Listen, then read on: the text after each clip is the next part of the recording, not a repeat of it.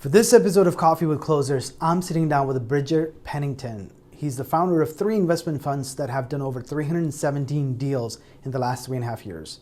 He has started helping others launch their own funds through Investment Fund Secrets, an online program with over 4,000 students designed to help them start investment funds without working on Wall Street or having an Ivy League degree. Stay tuned for my conversation with Bridger, where he shares some practical advice for business leaders and entrepreneurs on the importance of having a fund, as well as how to leverage funds to raise capital that's needed for your business ventures. Thanks for joining us for this episode of Coffee with Closers, where business leaders share insights on how to build businesses from the ground up and best practices for innovating in their industry. Hey, Bridger, I'm super excited to have you join me for this episode of Coffee with Closers. Hey. Excited to be on. It's going to be fun. I thought you were going to do a different intro, but here we are. It'd be awesome. Most certainly. So obviously every entrepreneur has a story of how they overcame obstacles to become an entrepreneur. I'm sure you have something very unique and interesting to share. Can you share with our audience a little bit about your journey of becoming an entrepreneur? Yeah. And I'm so glad to be on. I love your show and your audience, everything too. I'm honored to be on here. I started out and growing up in a very average entrepreneurial household, I guess you'd say. My dad was an entrepreneur, so it was feast and famine in our household. And I would say I grew up in a very average household, and it was great. But what my dad did was he sparked this desire for entrepreneurship. So I got into college. My first 2 years of college, I started 6 different businesses in college. And these were not like business ideas. Like, these were actually 6 businesses that were up and running, making money, trying to scale. I did Chinese tutoring. I speak Mandarin Chinese. We did real estate wholesaling. I wholesaled 2 houses. We built websites for people and companies. We did Forex trading. I mean, we were doing like all sorts of pretty much anything on YouTube that you saw was like a business. Like, we tried it and it was fun. I had different business partners that did really well. And finally, my dad kind of grabs me and he goes, "Bridger, you're kind of like a chicken with your head cut off. I want you to go meet with one of my business partners." And I'm like, "Okay." And I'll go meet with whoever. And so we set up this meeting. I remember I got in my car, I drove up to this guy, and I had my Google, maps out, and I was driving up, and I go through a gated community, and I pull up and I pull around up to this top beautiful hill, and there's this gorgeous white home on the top of this hill. And I was kind of blown away. I was like, is this the actual address? Like, did it get something wrong? Like, who's my dad's business partner? This guy is uber wealthy. I mean, we're pretty average, I would say, and this guy's killing it. And anyways, and you can interrupt me anytime you want on this, but I get out of my car, I walk up to this guy's house, I knock on his door, and I'm a little nervous. I'm like, oh my gosh, who's this guy? And thankfully he opens the door. He goes, "Bridger, come on in." We come in and we sit down and we start to chat. And we start to talk about business and life and college and all that kind of stuff. And finally I ask him this question. I go, "How did you get all of this? Like, how did you do this?" Right? And the cars and the pool in the backyard and the money and the big house. He's got a basketball court in his basement, like the whole thing. And he goes, "Bridger, it's funny enough, not a lot of people ask me that question." And he goes, "What I did, I was just like you in my 20s. I started a number of businesses. I actually did very decently well. But then," he goes, "then I figured out the secrets of the ultra wealthy." He goes, "The ultra wealthy families of the world, they send their kids to the best universities, and they sometimes will cheat to get them in. We've seen that on the news, right? People cheat to get in. Mm-hmm. They'll get in. They want them to go work in consulting or investment banking or something like that. Then they want them to go work in funds, hedge funds, private equity, venture capital, or come back home and run the family office."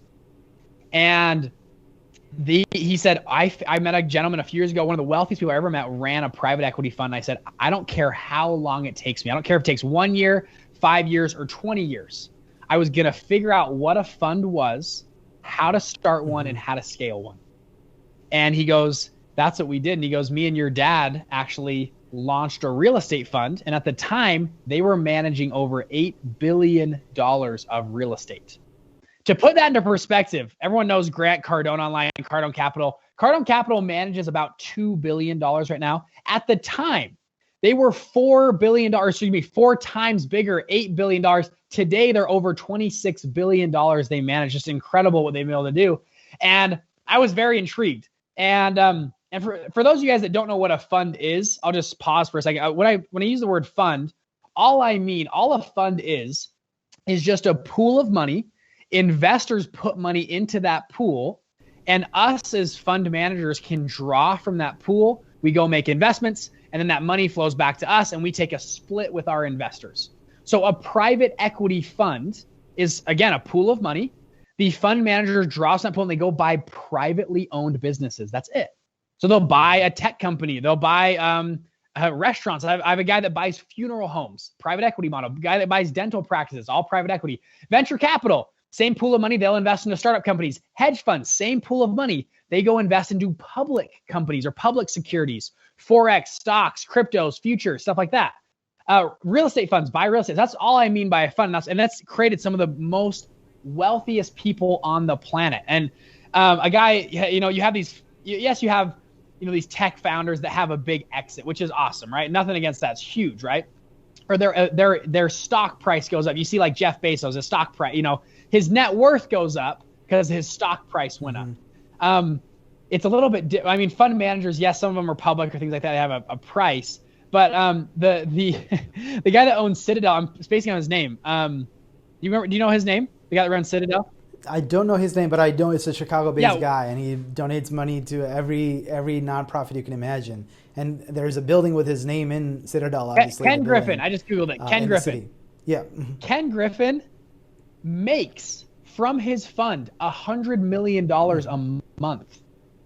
Makes. Wow. Not like his stock price goes up. Like he takes home $100 million a month. About $1.2 billion a year, take home cash to him. That's the power of funds. Okay, that's how much capital and money is generated running your own fund. And Citadel, he's kind of an infamous guy. He's the guy that shorted AMC and GameStop. So we'll see how Citadel does the next 6 months or year.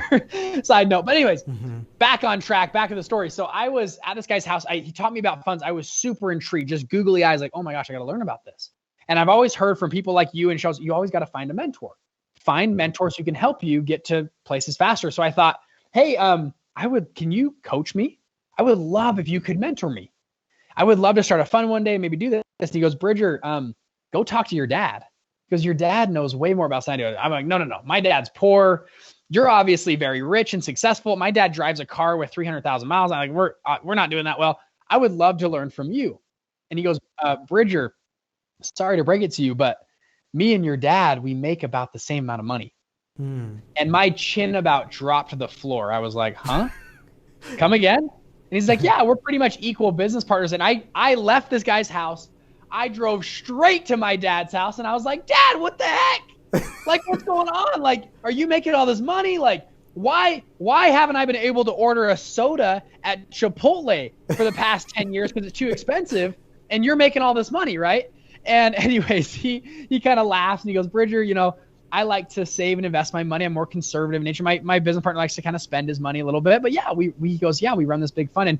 And sorry, I'm talking too long, but long story short, my dad started teaching me about funds. And over the next 8 months, year, every Sunday night, we sit down with the whiteboard and we would map out how funds work, how they're structured, how to bring capital in, how to file with the SEC, what licenses you need, all those types of things.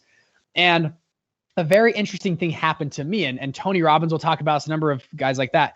They call it the EAS system. There's a piece of your brain that filters out things that aren't important to you, but it will focus on things that you believe is important to you. Similar to like when you buy a new car, if you buy a new Audi, all of a sudden you start to see Audis everywhere, right? That happened to me for funds. I started to see opportunities where a fund could work and we could finance things. So I was working at a company. I was in college. It's like an internship / working there kind of part-time. And I had this aha moment. There were clients coming through this business. I thought we could fund these clients. We could actually give them loans and help them with their transaction, all their business and stuff. I took the idea to the owners of the business. They loved the idea. I took it to my dad. He loved the idea. And we started to put together the mechanics of a fund. I'm 22 years old at the time. I was super excited. I'm ambitious. And we got everything framed out for a fund. The idea was really good. And I went, okay, now it's time to raise money. And I had overlooked, I guess, the difficulty of raising capital. And I thought, wait, my dad is rich. Apparently he doesn't spend his money. He'll invest in my fund. This will be perfect. I'll just get my dad to seed invest us. And so I remember it was a late Sunday night. I went and knocked on my dad's office, like home office door. I knock on the door. I walk in. I sit down. I'm like, hey, Dad. I kind of, in my best pitch voice possible, I had the whole deck there. And I said, Dad, how would you like to be our first investor into our fund? And he kind of laughs and he goes, Bridger, if I invest in your fund, I would ruin the experience of you raising money on your own. Because your first investor is your hardest investor to find. And if I give you money now, it'll be a crutch that you'll never be able to recover from. And he said no. And he kicked me out and he said, you got to go learn this on your own. It was a big, tough love moment between me and my dad. And I took him up on the challenge though. I went out, I hit the streets, I talked to everybody I knew, and I raised a whopping $49,000 for our first micro little fund. It was teeny. But it was enough to get started. And we were doing loans. They were like $1,000 to $5,000 a loan. And they were short term. They would turn about every 4 to 6 weeks. So they were very fast turning. We launched this first micro little teeny fund, and our first group of investors got a 64% return on their money. It was awesome. We closed that fund. We launched a second fund, and we actually scaled that fund really well. We deployed millions of dollars out of that fund. And I actually just sold that fund about two and a half months ago. And right now we're looking to launch a third fund, actually and pivot into real estate. We've raised, we're looking to raise 50 million. We've soft raised 16 to 18 million in that range. And we're looking to get in that space right now, which is pretty fun. So anyways, and then since then we've, my dad obviously runs this $10 billion fund. He never worked on Wall Street, never did anything like that.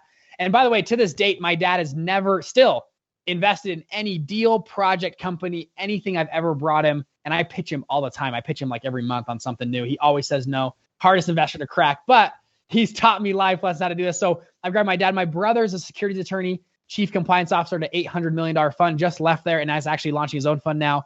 And so us three have decided to put together content online because nobody talks about funds online. Like you on YouTube, literally it is the worst content ever. And no one understands how this game works. And actually regular people like me and you can go out and actually get in this game. It's not reserved for the Ivy League elites. It's not reserved for the guys that have worked on Wall Street for 25 years.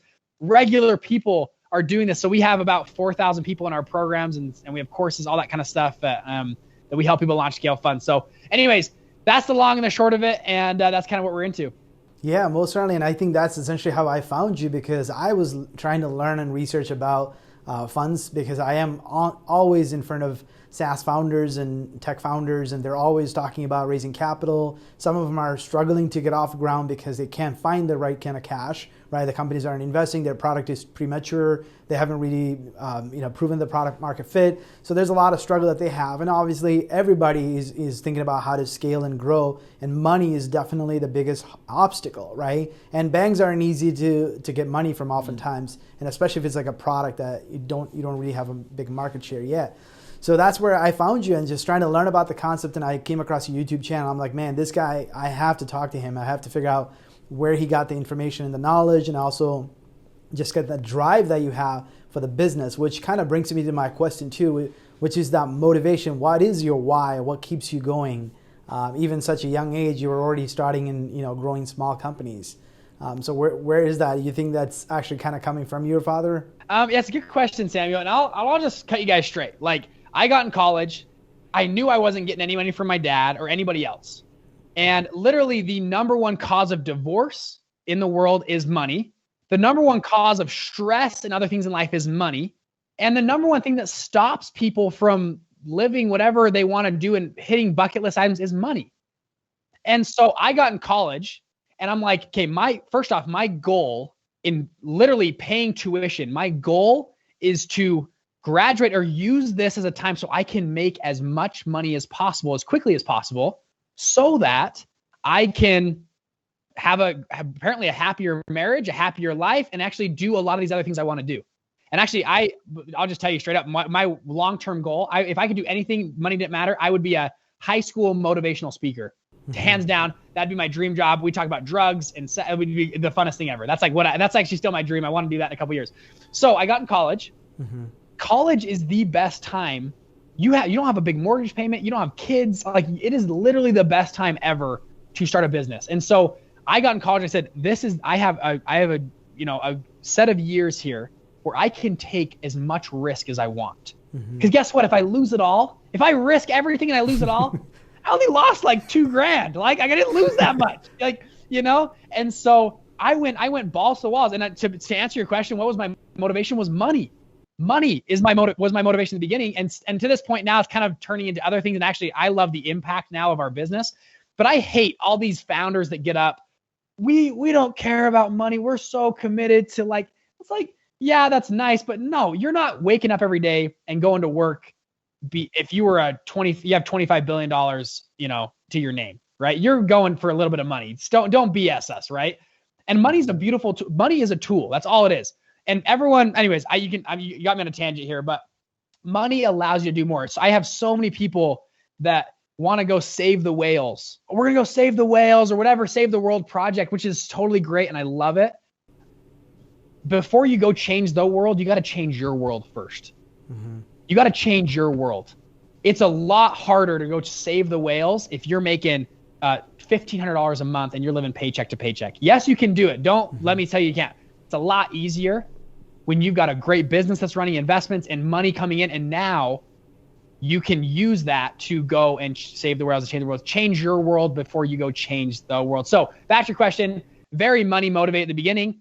Now still money motivated. I'm still very money motivated. And however, though, you guys are like, oh, what a dirty capitalist. I think capitalism is the most beautiful thing on the planet. It makes beautiful companies, makes beautiful products, it's the most efficient thing ever, and actually saves the planet more than anything else is capitalism.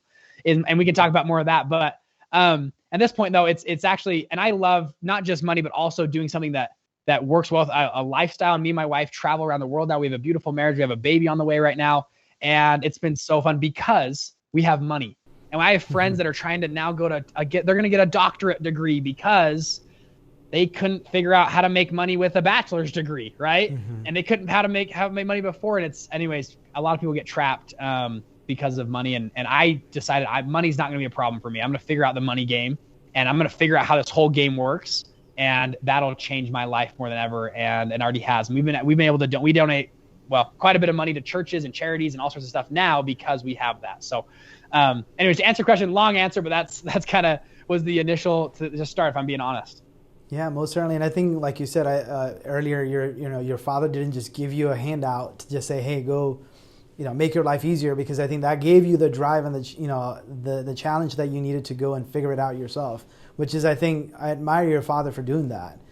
Because oftentimes I think a lot of people just kind of live in the shadow of their dads, right? And then don't ever take the risk or get the opportunity to actually explore, which is definitely amazing. So obviously you've accomplished a lot. You said even in the early days in school and college, you already started multiple business. Now you run about 2 companies. You've raised several funds yourself. You run a successful YouTube channel. You have your own podcast. I mean, you've accomplished a lot in your career. You said you have almost 4,000 students in your online course. So we're of all the things, we're way small, just so you know. We're growing. I'm still in the game right now. We're growing like crazy with that. Yeah, we're right in the thick of it. So, but even with all of that, right, you still you accomplished a lot in such a short time in your life. So of all the things you've accomplished, what's the one thing that you're super proud of? Probably the two come to mind. Number one, actually, I served a church mission for my church. I went 2 years to Taiwan and I learned Mandarin Chinese, and we talked about Jesus Christ and the gospel. I literally didn't have a phone. We emailed our families once a week, and I was full-time, 12 hours a day. That's all I did. And it was the most satisfying, great thing I've ever done. And it was amazing to live overseas, to learn Mandarin Chinese, to be able to meet people and see people's life change. And it was very hard and taxing. And anyways, that was the first thing that comes to mind. That's totally different than business stuff. But I just felt, when you said that. And then number 2, marrying my wife. That's like, as far as accomplishments, like marrying her, she's way out of my pay grade and way out of my my level. And she's an amazing woman. So those are 2 things. And business wise, I would say, I think our second fund, getting that launched off the ground, I remember our first year, I believe it was when it was year to date, I guess. And anyways, how you want to count it, whether the year to date or the year close, it was around a 49% return to our investors. And I remember sending out those checks to our investors. and they were so happy. So and I was just happy. I was just proud. I was like, I proved it, because people give you money and they're kind of like, at especially young age, they're like, you know what, we'll see what happens. Right. And these guys were writing me 50 grand, 75, $100,000 checks. Right. They're giving me money and they're small checks. And they're like, whatever, we'll trust this Bridger kid. We'll see what happens. Mm-hmm. And for us to go like that first year and to like big, hey, you actually made a great decision investing with me. Here's a check back. And we did a way above what we thought we were going to do. And to have investors call us up like, Bridger, good job. Like that was just, it was cool. It was cool. And some people listening, maybe a tech founder, like to have that feeling, and to be like, we made these guys a lot of money. We made a lot of money for ourselves. It was pretty satisfying and rewarding, I would say. So that's been fun. Yeah. And then I guess the last thing I'll say is just our students funds. We have student funds that are crushing it right now. We have one fund that's over $700 million, two funds hitting about $100 million, close to that right now. So it's really cool to see them. I'm not equity partners or anything. I just like, it's cool to see how well they're doing in their space. Yeah, that says a lot about the content that you provide them as well, right? The training and the curriculum that they're going through is definitely very useful. So I do have a question. Basically, I saw from your LinkedIn posts and maybe even some videos where you've mentioned you lost someone near and dear to your heart through some tragedy, but you turned that into an opportunity for you to share wisdom and knowledge with the younger generation. Can you speak a little bit about that personal experience and how that may have had some impact on your own personal journey? Are you talking about my brother? Yes. Yeah. So I had I have two older brothers. My middle brother, long story, I guess I'll tell you the short version, but when I was 12 years old, got super sick. He was student by presidential ambassador at his university. Just an awesome kid. Had probably more friends I've ever met in my entire life. Got, one day calls us, I'll tell you the long story, but calls us and he has a migraine headache. So he's been on the floor for 3 days. He doesn't know what to do.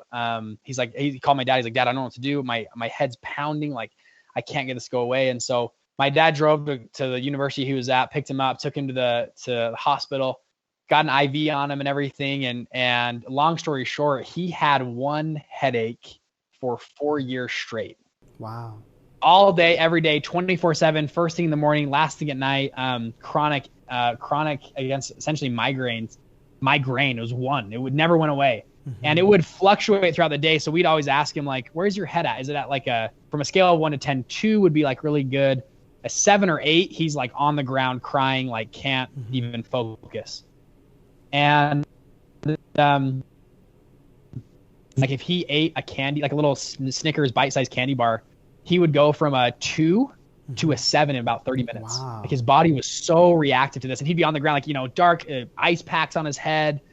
And we flew him around the country to 22 different doctors around the country. I mean, any doctor you could imagine. I mean, we did CAT scans, we did blood work, we did kidney things, we did Chinese medicine, we did acupuncture, herbal stuff. I mean, like anything, hyperbolic chambers, we did essential oils. I mean, we did like whatever you could think of, because and doctors really had no answer. They said, you're in perfect health. We cannot figure out what's going on. And anyways, after 4 years, if you imagine how long that is of that much pain, he couldn't go to college, dropped out, all that kind of stuff. Eventually, he took his own life.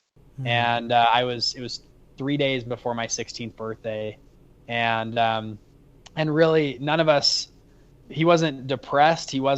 It was literally just pain. It was so much pain he was in every day. It was almost like seeing a wounded animal, like limp. It was just hard to watch him. And he's such a young, like ambitious, great, just, anyways, amazing guy. And anyways, took his own life. And that really rattled our family and was, hard to deal with and was tough. And anyways, and I grew a lot through that situation. And I remember praying. I don't know if you guys talk religious things, but I'm pretty decently religious. I remember praying to God and asking God, and I'm pretty religious myself, and I believe families are forever, and that there's life after this. And I remember really praying and kneeling down and saying, is this real? Like, am I actually going to see my brother again, or is this just nothing? Like, is this just he gone forever? And I remember feeling, I can't even describe it, this feeling of overwhelming goodness and joy, like a bright light coming down from heaven and like a hug. And it was just incredible. And I've had multiple experiences like that since then.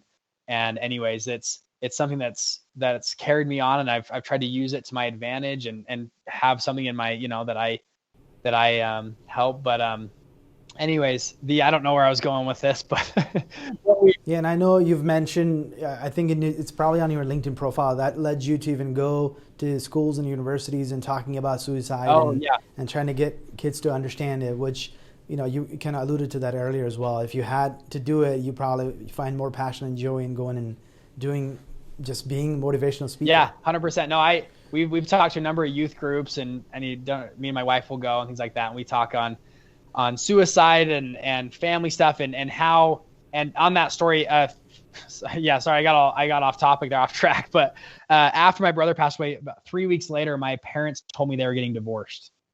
So the same month, my family kind of blew up. And my parents actually, long story, they actually got back together about 6 months later and worked it all out. It was actually really great. But in that time period, that 6 months, man, my life blew up. My brother had just died, killed himself, and my family was blown up. And instead of, I feel like a lot of kids, and everyone's different, but in my situation, a lot of kids, I think will use that as an excuse to not be great.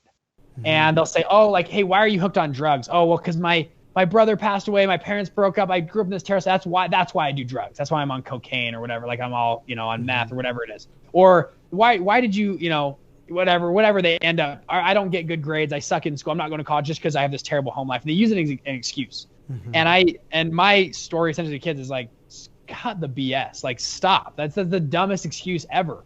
You're in charge of your own life. You're the one who makes decisions for yourself.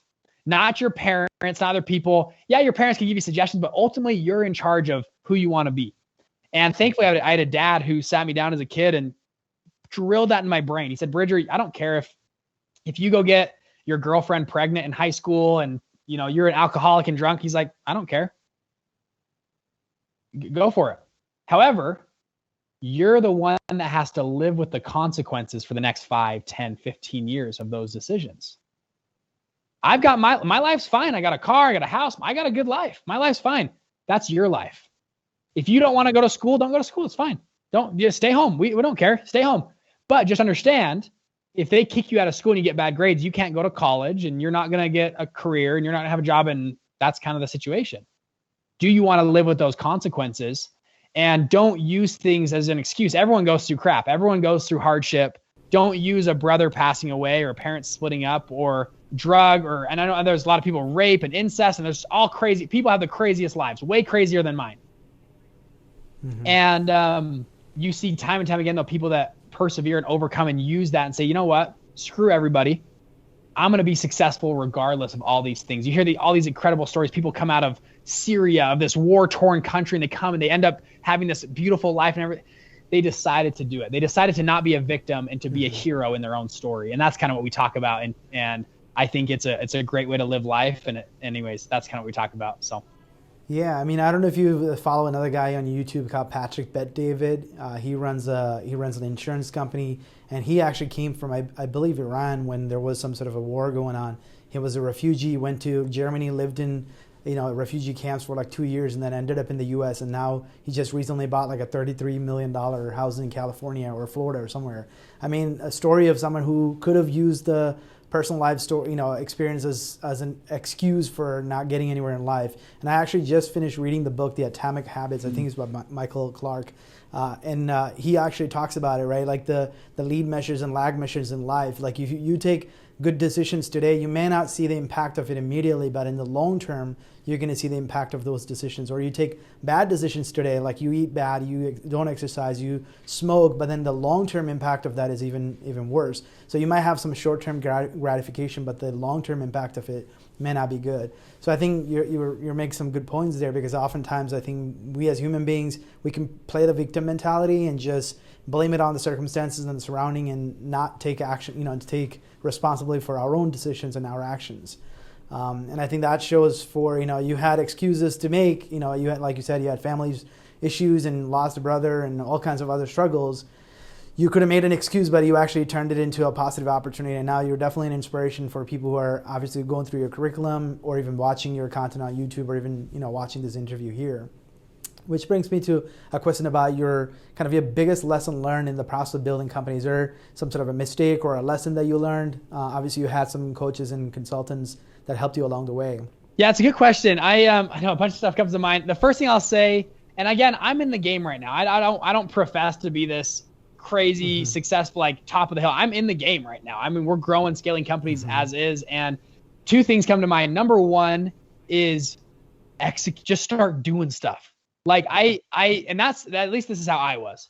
While I was in college, it was so frustrating. I had this noise in my head. I don't know if any of you guys experienced this, but this noise in my head of, well, I could do this business or that or this. And there were so many opportunities and things that I wanted to do and get involved with, but I wasn't doing anything. And I was reading all these books and I was getting all this coaching and I was in school and I just so much information, yet I wasn't putting pen to paper. I wasn't doing it. And it was really frustrating. And it was really easy for me to be a critic of other people's businesses. Oh, if I was in that business, I would be a gajillionaire because I would do X, Y, and Z. It'd be so easy. And if I was doing this, I would do X, Y, and Z. And I don't know if people on this show have that feeling. I was doing that every day. And finally, I got so just pent up. I just said, I got to start moving and doing stuff. And I started to start some businesses. Just to get the noise out of my head. And the fastest way to gain experience is by doing, for me at least. And so I said, if I want to learn how to do, real estate, I'm going to hire a mentor. So that's the second thing I was going to say, hire a coach. I'm a huge believer in coaching. I hire coaches. I've spent about $75,000 in the last year on coaches. And I believe in coaches for all aspects of life. Hire a coach, stretch a little bit. I was in college. We paid $15,000 to this coach, put it on credit cards, me and my business partner. And we were like, shoot, we got to figure this out. And within 18 months, 1 year, we had turned that into like $380,000 or something like that on that one little business opportunity. It was really cool. And so hire a coach, but again, to start executing, there's so many, everyone's a talker. Everyone loves to theorize. And I've done this with a number of businesses. And I still to this day, it's really frustrating. I did this like three weeks ago. You get on a Zoom call with all your Skype call, whatever, with your potential business partners. Okay, guys, we could do this business thing. It'd be cool. You should do this and this. And you have this great idea planning session. And then you leave and you come back a week later or 2 weeks later. And guess what? No one's done anything. Okay, let's get back together. Sorry, I was in traveling and okay, we're back together. Let's do it again. And that trickles on and on and on. And most of the businesses I was in, I had like one business. I had two partners. Their guys were both 45 plus, decently successful. I was the young guy, and that's how it was for 3 months. And finally I said, screw everybody. We're doing it. We're building the website's going to be done tonight at midnight. We're launching it. I don't care. Checkout is open. Like, you guys better get your assignments done because it's launching tonight at midnight, and to just execute and start moving. I think there's so much value in that. And then, mentors and execution. Yeah. So my question then is, obviously, like you described, I think execution is, I've often heard this saying, right? Good is better than, perfect. Like, some people are just waiting to make it perfect before they can actually execute. And I also have that very struggle that you're explaining. Most entrepreneurs do, because we overthink, overcomplicate in our head, and then we never really take the action that's needed to get anything done. So how do you get the rest of the team to actually cooperate and get things done? Is there any tactics that you've seen work really well, especially to get the execution going? Yeah, a few things I've done now. It depends on the business. I will make sure to execute myself, right? You can't tell other people to execute if you're not doing your own projects. In the scenarios I've been in, actually pretty much all the businesses that I've done over, let's call it 7 figures. I, at the beginning, went out and did all I would give everybody assignments. I would do all my jobs and sometimes their jobs. And I did that so that they felt this feeling of momentum. Okay, the train's actually moving. We're starting to move. We're starting to get going, right? And once there's momentum, there's dollars in place, then everyone can jump on board, right? And even right now, we're looking at starting another kind of operation entity about 2 months ago. 2 partners, again, kind of slow. We had all my stuff done, and I just said, guys, the train's leaving the station right now. The train is leaving. You guys can get on, or I'm going to find different partners. or you can take a smaller equity stake, but the train is leaving now. And we're going to, you know, if these assignments aren't done by Friday, the train is gone. Like that's how I kind of had gotten, because I was so frustrated. Now, this is not to toot my own horn. But I think the quickest, if you can get momentum, and easy momentum is sales. If you can get that first sale as quickly as possible, or first investor, or first money, everyone gets serious all of a sudden. Actually, Investment Fund Secrets, the company we talked about, we launched it. We had launched a number of businesses that were kind of slow. We'd spent like 3 months building a product and sourcing it and stuff. And then we launched the funnel and it would do okay, right? It would kind of like Facebook ads and YouTube ads weren't doing that well. Investment Fund Secrets, we thought people might want to learn about funds and how funds are structured and work. So we said, instead of spending 6 months to build a product, we literally over a weekend, we built 4 ads. We filmed 4 ads. We built 2 landing pages and a checkout page. That was it. That's all we built. And we started ads, and we spent, I think it was $500 on ads. We set a little budget, like $500 on ads, let's just see what happens. We were selling a $47 product. People would come in. Over the first weekend, that $500 turned into about $1,500 the first weekend. And we just sent an email to everybody. We'd say, hey, the product is not finished yet. If you'd like a refund, we'll give you your money back. We don't care. But if you want to wait, the product will be done in about 3 or 4 weeks. And I think of those people that bought, only 2 refunded, the rest stayed. And what happened was me and my business partner were like, shoot, like people like this. Instant validation. And guess what? We stayed up for the next 5 days straight because we had so much motivation. And people always ask, like, how are entrepreneurs so motivated? They aren't until there's a big pile of cash and they can see it. And they're like, anybody's motivated when you see that. If you see a big pile of gold and you can go after it and there it is. And so as quickly as you can, show your business partners that pile of gold. Like there, me and my business partner, Mason, we were like, bro, we're in. And we stayed up all night. We were scripting videos, filming stuff, getting stuff together for our product. And we launched, I think, 5 days later. And then we were like, okay, now all of our attention went to that business because we saw this little spark. And then that business within 12 months, we'd done $2 million in that business from that launch date, which was just incredible. And the momentum, the train was leaving the station. We both hopped on. And I think the quicker you get to momentum, the faster your partners and things will hop on. And again, that's from my experience. There's probably better ways to do it. That's what I've seen. Yeah, that's a good example of, you know, how basically getting everyone to have some motivation on execution for sure. So you have a podcast that has the same name, Investment Fund Secrets, and you've had well over 100 episodes, and you've had a lot of entrepreneurs join that as guests. Are there any common themes you've heard from having interviewed those many entrepreneurs and founders? Yeah, we interview primarily fund managers, so people that run funds on there. Common theme I would say is, I guess I'm thinking a little bit. The common thing I would say is there is so much opportunity right now. That's the common theme. There has never been a better time in the history of the world to start a business and to scale and to make, a lot of money and a lot of impact on the world. If you think about the Middle Ages or any time in history, you had to be really born into the right family or the right creed or something to obtain a decent amount of wealth in your life. Now, it's not true for the entire history, but in a lot of places it is. You had to own land, right? To be able. Today, it's literally like, think about the Middle Ages. You can be born in pretty much any class of people, any country. And yes, some places it's easier than others, but you can build your own kingdom, right? You can build your own castle and mansion. And like you mentioned, that guy from Iran that bought that $30+ million house, right? You hear stories about that every single day. And the opportunity at stake right now is so massive. I think for me, at least, when I was in college, I got a 6-figure job offer to go work in Silicon Valley. And I did an internship there. I got the whole stock options, bonuses. They're going to fly us out, the whole thing, right? The whole package. And I turned it down.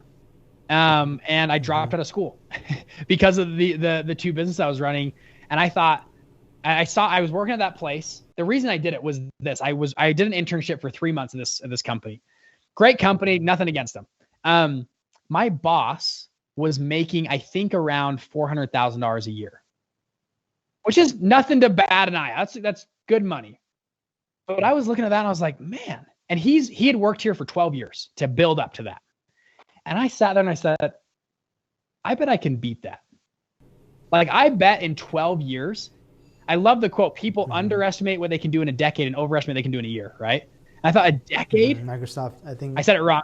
Bill Gates, I think, said that. Yeah, I think Bill Gates said that. Bill Gates and a number of other people have posted, like, kind of reset it. And I thought, I've got a decade in front of me. Okay, the benchmark is 500 grand. Could I beat that? And I looked at all the opportunity that we have at stake, especially in America. And don't even, even through COVID, right? Even through all these things, like, it's even more opportunity. And that was I just said I would regret if I'm 90 years old on my deathbed and I look back at this time in my life and I took the safe, whatever job and I made 6 figures a year or whatever, and it was great, or I went after my dreams and freaking crushed it or failed, I think I would. And it's Jeff Bezos' regret minimization theory, right? He says, I pick the thing that I will regret the least in the future when I have 2 options. And I thought, I will regret that. I'll learn a lot more and potentially I can make, become a multimillionaire. And since then it's been good so far. We've done really well, and we'll see what happens though. It always can go down, and I'm okay if it goes down. If we bankrupt and go to zero, great. I've learned a lot, and I've got tools, and we'll start over again and keep growing. And so that's probably the most common thread though I've seen from all the people I've interviewed and talked to is the amount of opportunity available right now. With the internet, with new emerging technologies, I mean, just everybody has opportunity right now. It's really cool. Yeah. So obviously, you have multiple businesses and you create a ton of content. You're also in a content business, right? You're selling courses and learning materials and things of that nature. Can you share with our audience a little bit about the cadence that you have in terms of how do you plan the content, strategize it, and create it and produce it, especially with high quality production as well? Yeah, as far as, so the first question, like, how do I, like, what content do we put out? At the beginning, so we were trying to build, we were in a blue ocean area. No one online talked about funds. So we've had to really build our audience online because no one really talks about this space. So we started out with just what did you need to know? And a lot of it was what my dad taught me. And I think the easiest way, and it's actually interesting. I love Russell Brunson. If you follow his stuff, I think he does a great job at it. And he explained this to me and it just changed my life. He goes, you can't, once you learn something, the way, like today, I could sit here and talk to you about, 506C and 3C7 funds and qualified clients and how to bring them in, like all this stuff. And it's way over. And I like that stuff because I geek out on funds, but that's not what got me introduced to funds. What made you fall in love with your thing at the beginning? Think back to how you fell in love with it at the beginning. And so those are the stories that we try to put into our videos. And at the beginning and in the middle stage, and then now the advanced stage, we'll talk about those as well. But how did you fall in love? And actually that's the story I told at the beginning of this episode. That's how I fell in love with funds. I met this successful guy. He taught me about funds and how much fund managers made in this whole new world of funds. That's how I got introduced to it. And so there's a good chance if I love that the way I got, you might like that as well. And so that's number one. And then I can go really deep with you, but every ad episode, anything, we always try to do hook, story, offer. So some kind of hook at the beginning, some type of story, epiphany, bridge story, and then some kind of offer at the end of every video. Whether that offer is to subscribe or like, or whatever it is, or buy other thing. And then now, as far as content wise, like especially on YouTube, we've been focusing on YouTube a lot. We'll do content planning. So we'll look at keywords that are trending topics or gaps in the market on YouTube. A lot of people don't, and I wasn't this way. That mentor I hired for 15 grand, he taught us. He's like, most people online just think, oh, I'll just put it online and people will buy it, right? Like, or they'll come or they'll watch my videos because it's good. It's good content. I made a whole course, one of our businesses in college, on real estate. We had 2 real estate experts that we brought on. We did a whole course on real estate. Beautifully filmed. We had a film crew, this whole thing. It was awesome. Spent 6 months building it. We launched it and it flopped. No one wanted it. And we're like, what? Like, it's beautiful. It's a great product. It's better than anything else. And then we looked and like, real estate flipping is one of the most saturated things on the market. Like, right? And it's similar. Like if there was 4 coffee shops on a corner, you wouldn't go open a 5th coffee shop, right? That just, you're like, that's dumb. But a lot of people do this online. They're going to just launch a new channel called Entrepreneurship Interviews. And like, that's been done 1,000 times, you know? What niche are you going to go after? What, like, you're opening a 17th coffee shop on the same corner as everybody else. So where's your strategic niche? And so there's a great app called TubeBuddy. So TubeBuddy is a great thing. It'll plug in right to your YouTube. And so you can see search volume versus competition. And so we'll look up keywords like how to start a private equity fund. We saw high search volume, very low competition. Great. Let's make a video on how to start a private equity fund. We see other videos like, so anyways, that's how we, a lot of our YouTube content will plan that way. And then for back-end course stuff, it's usually a lot of the questions I get. If I get a question on, 20 times from people, I'll make a video on that question to answer it for our course, just to make sure people understand it well. And then I even, sorry, the last thing I'll say is trying to edit and make the content succinct. I think too many people have recorded Zoom calls or recorded Skype calls in their course. And it's really frustrating when it's a 45-minute call and the nuggets you could have taken out could have been 10 minutes. So we go through the legwork of editing and we try to give people exact nuggets they need to know. If you guys see our YouTube channel, most of the videos we put out, we try to get right to the point and be very, I guess, very high quality. We want to give you value in the content as well. So I don't know. I'm not an expert on it. We're growing right now, but that's a few things we've done. Yeah, most certainly. And I do like the kind of the style video that you use, especially with the whiteboards, the explanation, things of that nature. And like you said, very succinct and right to the point. So not a lot of time is wasted on just fluff, which is very appreciated, especially from someone on the other end watching it. But obviously talk a little bit about how the promotion strategy as well, right? Because it's not enough to create content. You also need to figure out how do you increase the reach, right? You mentioned trying to find the competition in the search volume. Those are all important things, but also you still have to be very proactive in getting it in front of people. Are there any specific tactics that you've used that worked well for you? So we sell again, one of our products is our course, right? We sell a course called our Mastermind program. It's awesome. We've had about 1,200 people join that. It's a great course. I think that's coming from me. I think it's great, right? We sell that primarily through Facebook and YouTube ads. So we will run ads. We spend, well over 6 figures a month on ads. They usually most of them hit a webinar or a phone call or opt-in, some kind of thing. And then they can come through our funnels that way. So as far as the content on that end, we literally test everything. We try to follow hook, story, offer on every piece of content. But besides that, if you've seen some of our ads, I don't know if you have or not, we try everything under the sun. I have, and it's really for us, it's a shotgun approach on ads. We try to put up anywhere between, 30 and 60 new ads a week, different versions of ads. So we'll take, I'll film a video about something on my iPhone.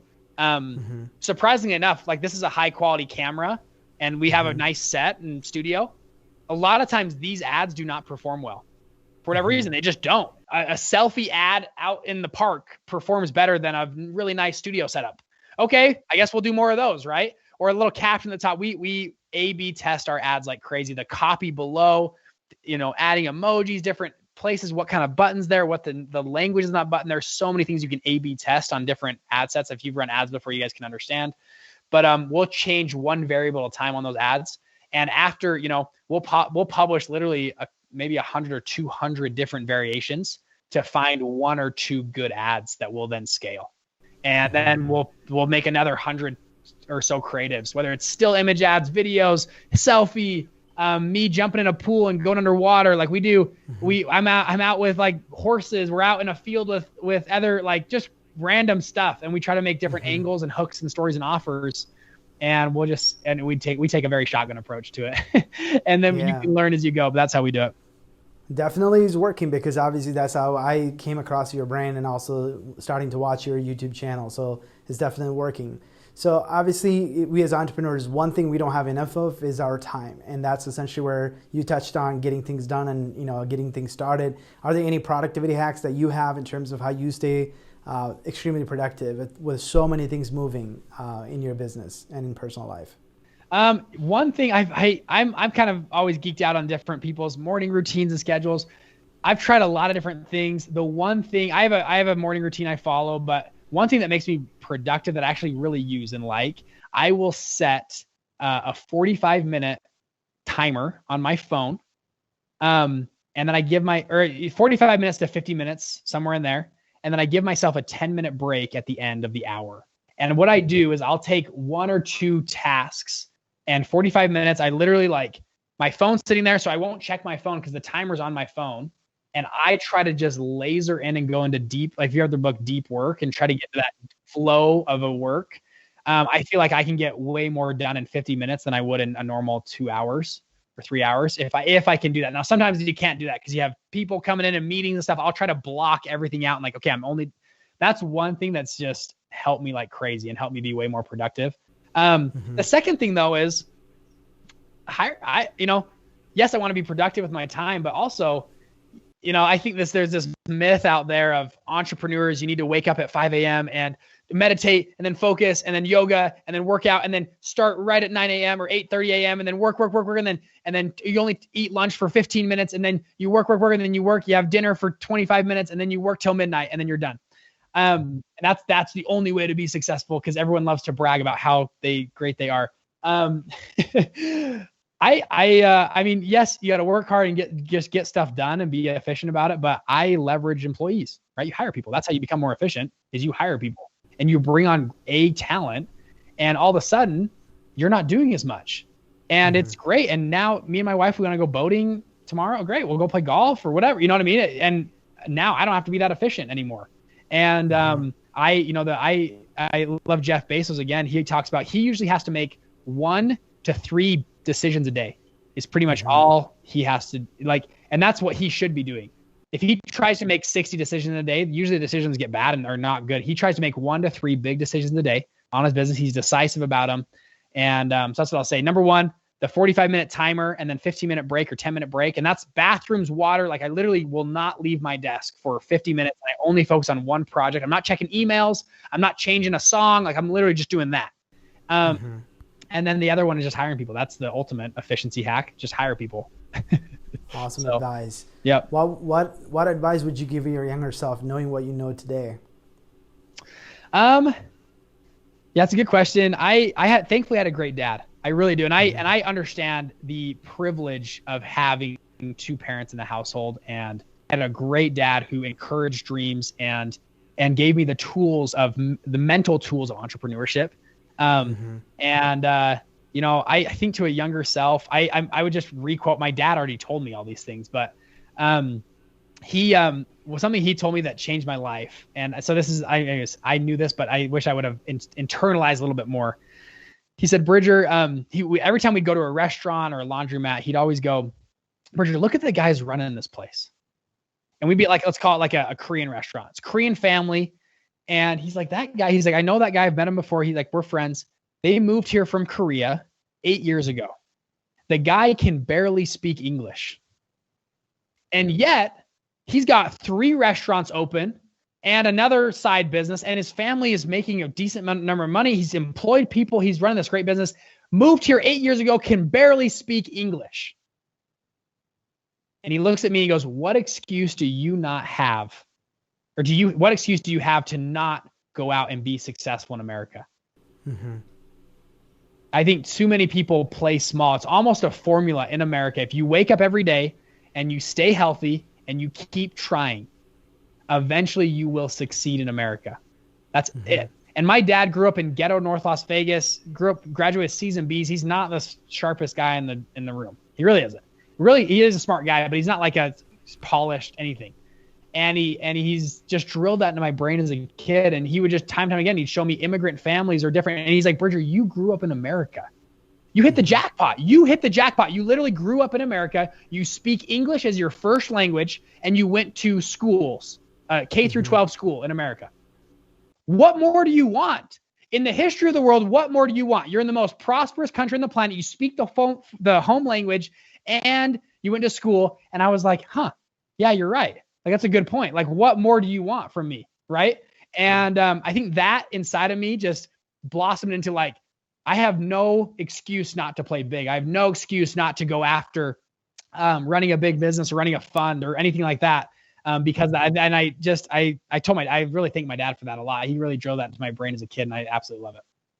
Yeah, what a great message, and I would, if I need to have an interview with your dad for sure, because that's essentially what I think the entire American need to hear, that message, because if only more people actually heard that truth and actually realized the value of what this country has to offer and what this country is to so many people outside of this country, right? Because they're holding American flags and calling for freedom, even like we are seeing stories of Cuba and all of those things. Yeah. So I think I admire your father for all of those great wisdom that he put into you, and a great way to end this conversation today. Bridger, I really appreciate your time. I had a lot more questions to ask.